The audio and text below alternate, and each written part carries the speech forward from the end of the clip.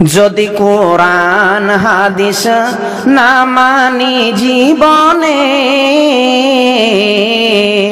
কি হবে গো মৃত্যুর পরে।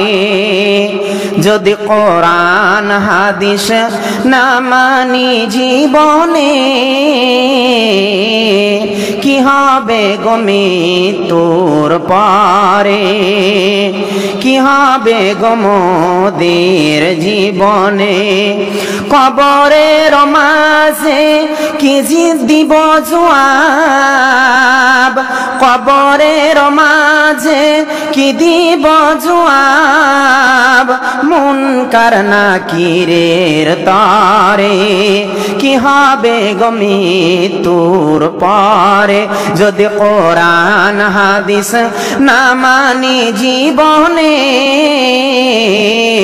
কি হবে গো মৃত্যুর পরে। চার মাযহাবকে ফরজ জেনেছি এক মাযহাবের আমল করেছি। চার মাযহাবকে ফরজ জেনেছি এক মাযহাবের আমল করেছি।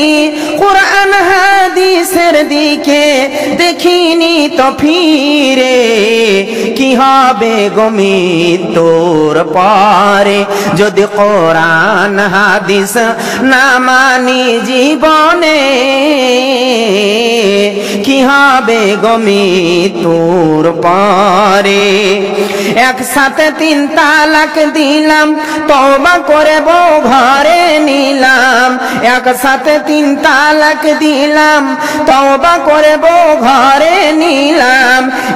ইমাম সাহেবের ফতোয়া পেলাম ঘরের বউ পারকে দিলাম। এমন বিধান কবু ইসলামে হতে কি আর পারে। কি হবে গো মৃত্যুর পরে। যদি কোরআন হাদিস না মানি জীবনে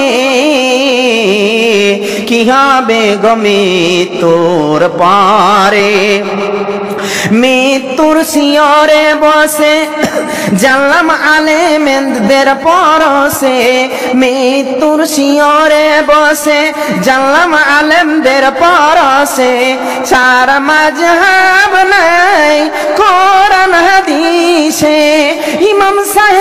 ইমাম সাহেবকে জিজ্ঞাসা করলাম বলেন আছে ফেকাতে কি হবে গো মৃত্যুর পরে।